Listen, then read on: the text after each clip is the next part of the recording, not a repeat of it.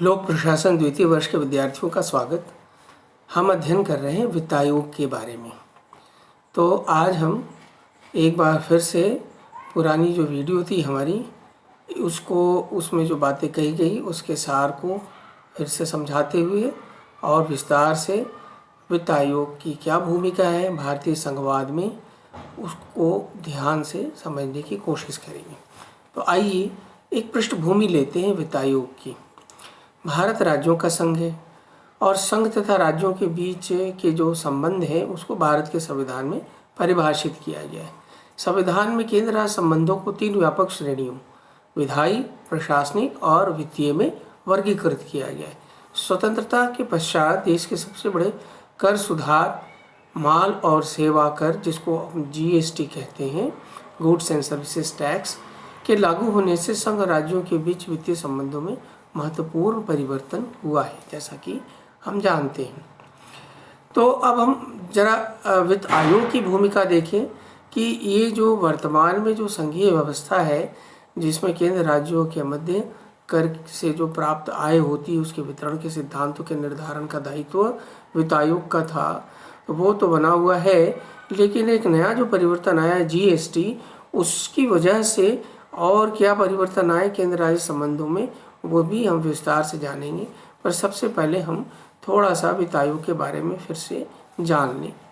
जैसा आप देख रहे हैं स्लाइड में कि संघ और राज्यों के बीच शक्तियों के विभाजन का भारत के संविधान में विस्तार पूर्वक वर्णन किया गया है। और इसमें आप देखिए 2 भाग हैं, भाग 11 और 12। इसमें लगभग कुल 56 अनुच्छेद 245 से लेकर 300 जो अनुच्छेद है, इसके बीच संघ राज्य संबंधों के बारे में चर्चा की गई। भाग 11 के अनुच्छेद 245 से लेकर 263 में विधायी और प्रशासनिक संबंधों का वर्णन है, जबकि भाग 12 के अनुच्छेद 264 से 300 में केंद्र राज्यों के मध्य वित्तीय संबंधों का वर्णन किया गया है। विधायी संबंधों के बारे में संविधान में विधायी शक्तियों का 2 प्रकार से वितरण किया गया है। पहला राज्य क्षेत्र के संदर्भ में और दूसरा विषय वस्तुओं के संदर्भ में। राज्य क्षेत्रीय अधिकार क्षेत्र का स्पष्ट रूप से सीमांकन करते हुए अनुच्छेद 245(1) में यह उल्लेख किया गया है कि इस संविधान के उपबंधों के अधीन रहते हुए संसद भारत के संपूर्ण राज्य क्षेत्र या उसके किसी भाग के लिए विधि बना सकेगी और किसी राज्य का विधानमंडल संपूर्ण राज्य या उसके किसी भाग के लिए विधि बना सकेगा। विषयों के संबंध में संविधान में संघ और राज्यों के बीच शक्तियों को 7वीं अनुसूची में उल्लेखित विषयों की 3 सूचियों में विभाजित किया गया है। पहली जो सूची है वो संघ सूची है, और दूसरी जो है वो राज्य सूची है, और तीसरी जो है वो समवर्ती सूची है। तो अब आप देखिए इसके अलावा एक अवशिष्ट शक्तियों की भी चर्चा हुई है जो अनुच्छेद 248 के अंतर्गत संघ सरकार को प्रदान की गई। संसद को किसी ऐसे विषय के संबंध में जो समवर्ती सूची या राज्य सूची में शामिल नहीं है या उसमें इंक्लूडेड नहीं है, उस पर विधि बनाने का अधिकार दिया गया है। प्रशासनिक मामलों के संबंध में संघ और राज्यों के बीच शक्तियों का विभाजन विधायी शक्तियों के विभाजन के पैटर्न पर ही किया गया है। वस्तुतः किसी राज्य की जो प्रशासनिक विधायी जो शक्तियाँ हैं वह सहवर्ती होती है, को एक्सटेंसिव होती है। तो इसका मतलब ये हुआ कि जिस विषय पर अगर केंद्र को शक्ति बनाने का मतलब विधान बनाने का अधिकार है तो उसी विषय पर उसको प्रशासन करने का भी अधिकार प्राप्त हो जाता है।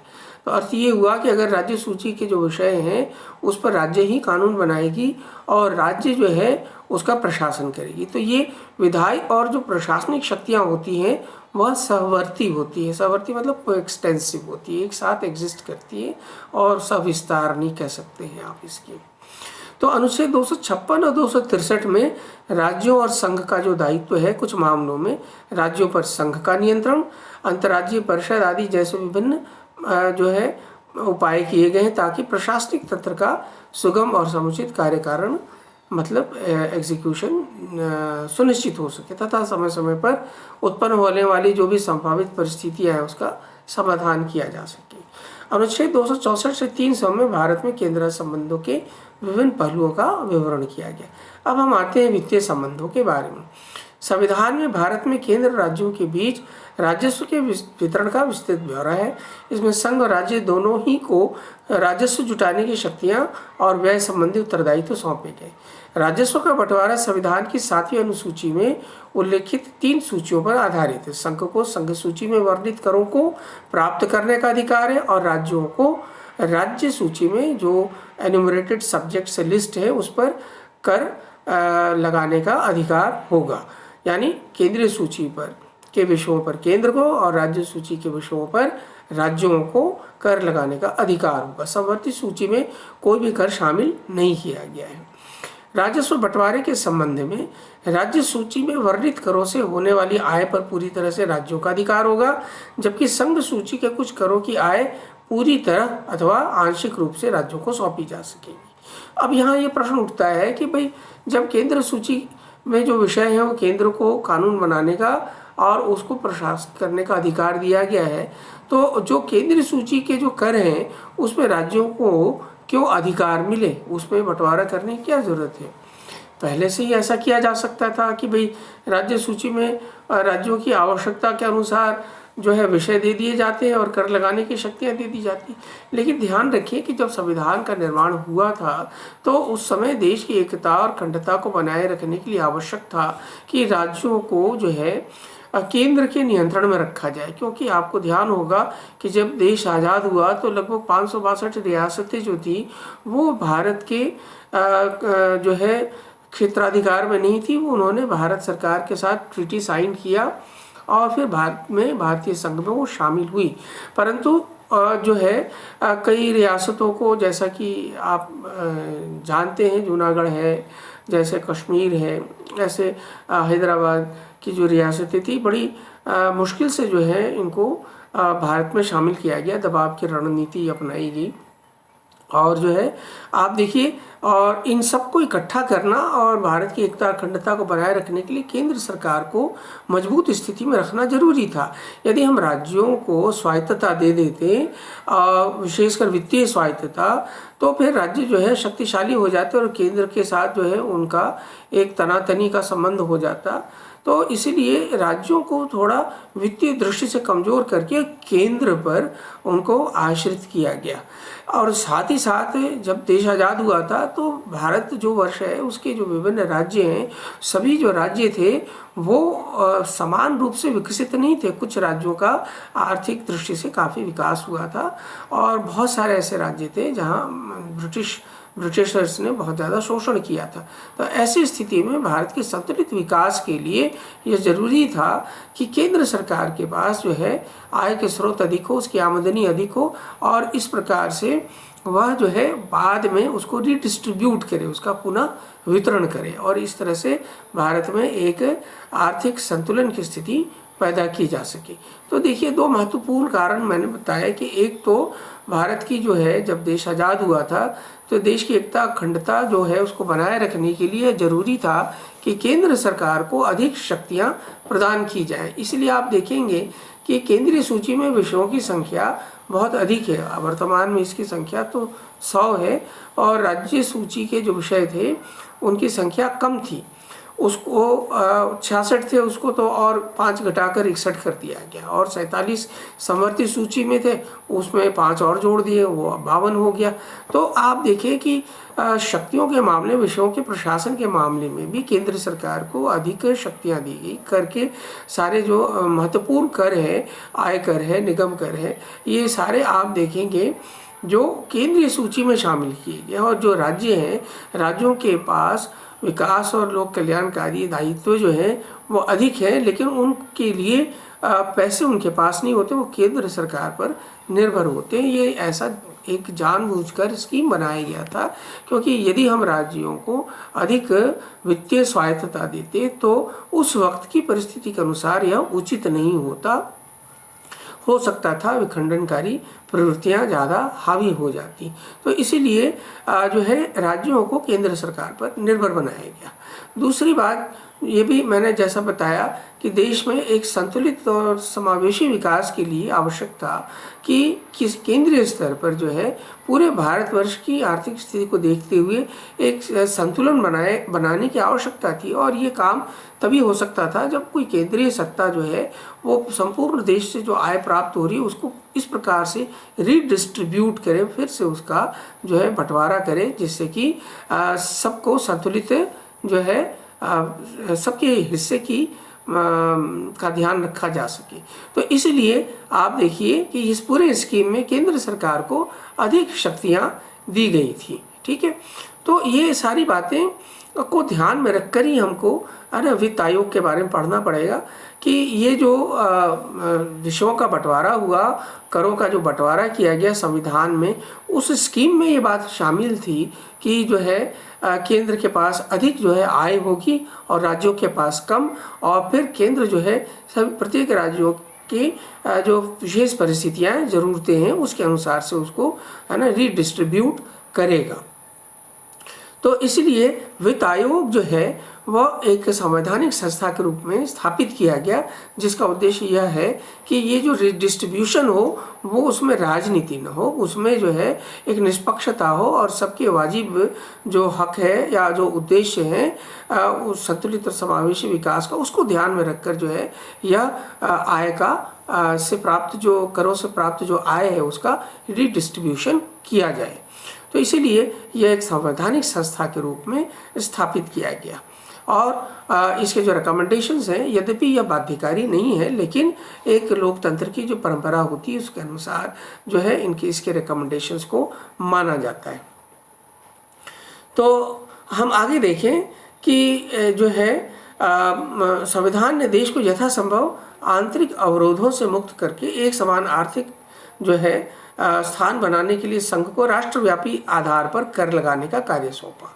लोगों से निकटता और स्थानीय आवश्यकताओं के प्रति अधिक संवेदनशील होने के कारण राज्यों को व्यय संबंधी अधिक जो है दायित्व सौंपे गए, जो ऑब्जेक्टिव ओरिएंटेड थे, प्रयोजन मूलक दायित्व सौंपे गए, जो राजस्व के उनके निर्दिष्ट स्रोतों से असंगत हो सकते हैं। यानी दायित्व तो ज़्यादा दे दिया गया और जो है उनके आय के स्रोत कम थे, तो इससे एक असंतुलन पैदा हो रहा है। और इसी असंतुलन को दूर करने के लिए और क्षेत्रीय स्थिति की को ध्यान में रखते हुए, सामाजिक आर्थिक संरचना को ध्यान में रखते हुए, संसाधन की जो जुटाने की जो क्षमता है राज्यों को, इन सब चीज़ों को ध्यान में रखते हुए जो है वित्त आयोग का जो गठन किया गया, ताकि जो है भारतवर्ष में जो है संसाधनों के हस्तांतरण के माध्यम से और जो है जो आय प्राप्त हुआ है करों के, इसके रीडिस्ट्रीब्यूशन से इस असंतुलन को दूर किया जा सके।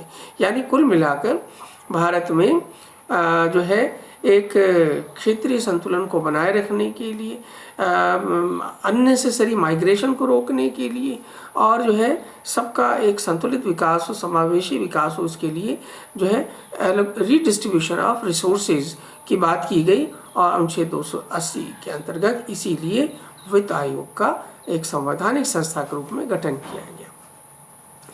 अब देखिए भारत में जो है के संविधान में केंद्र से राज्यों को संसाधनों के हस्तांतरण के माध्यम से जो असंतुलन दूर करने के जो प्रयास किए गए, उसमें आप देखिए जो है जो स्कीम है वो ध्यान रखने की है कि संघ द्वारा कुछ तो जो है कर लगाए जाएंगे और लेकिन राज्यों द्वारा संग्रहित किए जाएंगे और उसको जो है खर्च किए जाएंगे। और इस तरह से कुछ जो शुल्क हैं इसकी और कर और शुल्कों की चर्चा अनुच्छेद 268 में एक अलग से की गई है।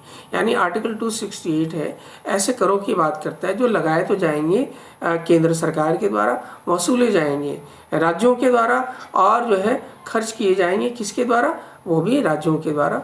तो ये अनुच्छेद 268 इसकी बात करते हैं। इसमें कुछ करों और शुल्कों का एक सूची बनाई हुई। संघ द्वारा इसी तरह अनुच्छेद 269 में देखेंगे, संघ द्वारा तो लगाए जाएंगे और संघ द्वारा ही कलेक्ट किए जाएंगे, लेकिन राज्यों को पूर्ण रूप से वो सारे जो करों से प्राप्त आय होगी और वो शुल्क जो आय कर और शुल्क से जो आय प्राप्त होगी वो राज्यों को सौंप दी जाएंगी। यानी पहली स्कीम तो ऐसी है अनुच्छेद 268 के तहत कि केंद्र तो कर लगाएगा राज्य जो है उसको वसूलेगा और वह राज्य उसको खर्च करेगा। और 269 में जो स्कीम है वो ये है कि संघ जो है कर लगाएगा और कलेक्ट करेगा, लेकिन राज्यों को सौंप देगा। तो इस तरह से आप देखिए 269 में कुछ करों का जिक्र हुआ है जो केंद्र लगाता है, वसूलता है और राज्यों को सौंप देता है। इसी तरह संघ जो है यानी केंद्र सरकार जो है वो लगाएगा, कर लगाएगा और संघ और राज्य द्वारा कलेक्ट किया जाएगा और फिर जो है उसको खर्च किया जाएगा। ये सेवा कर है ना, सर्विस टैक्स है। तो ये इसमें जो है दोनों की जो है हिस्सेदारी होगी। तो दोनों ही इसमें क्या करेंगे, संघ लगाएगा और संघ और राज्य दोनों ही इसको खर्च करेंगे। तो यह सर्विस टैक्स के रूप में शामिल है। राज्यों के राजस्व में जो है सांविधिक सहायता अनुदान अनुच्छेद 275 में चर्चा हुई है कि कई बार राज्यों को जो कर प्राप्त हुआ वित्त आयोग की सिफारिशों से वो इतने पर्याप्त नहीं होते हैं कि वो अपनी आवश्यकताएं पूरी कर सके। तो केंद्र सरकार जो है उसको जो है संविधान उनको बाध्य करता है कि यह सहायता अनुदान दे, और ये जो है अनुच्छेद 275 में इसकी चर्चा हुई। इसी तरह किसी लोक प्रयोजन के लिए यानी पब्लिक यूटिलिटी के लिए, पब्लिक को मदद करने के लिए, सार्वजनिक उद्देश्यों को पूरा करने के लिए भी केंद्र सरकार जो है राज्यों को अनुच्छेद 282 282 के अंतर्गत अनुदान देती है। इसी प्रकार जो है उधार देने की के भी प्रावधान है अनुच्छेद 293 के तहत कि किसी लोक प्रयोजन के लिए केंद्र सरकार जो है राज्यों को अनुदान उधार दे सकती है। तो इस तरह की जो व्यवस्था है केंद्र राज्य संबंधों के बीच की गई है। तो संघ और राज्यों द्वारा जो कुछ टैक्सेस ऐसे हैं जो संघ राज्यों द्वारा भी लगाए जाते हैं और उनके बीच वितरित कर लिए जाते हैं। और ख़ासकर आप देखेंगे कि इस तरह के जो टैक्सेस हैं इनके वितरण की जो व्यवस्था है कि वितरण कैसे किया जाएगा वो उसके लिए वित्त आयोग का प्रावधान किया गया। तो कुल मिलाकर ये केंद्र और राज्यों के मध्य एक सहकारी संबंध बना रहे, इसके लिए वित्त आयोग की जो है भूमिका बड़ी महत्वपूर्ण है। और ये चर्चा हमने पिछले बार भी की थी। इसको और स्पष्ट करने के लिए हमने वीडियो के इस भाग 2 में ये विस्तार से आपको समझाया। अब अगले भाग में हम वित्त आयोग के संगठन और संरचना के अलावे उसकी क्या महत्वपूर्ण भूमिका है उसके बारे में चर्चा करेंगे। आज इतना ही।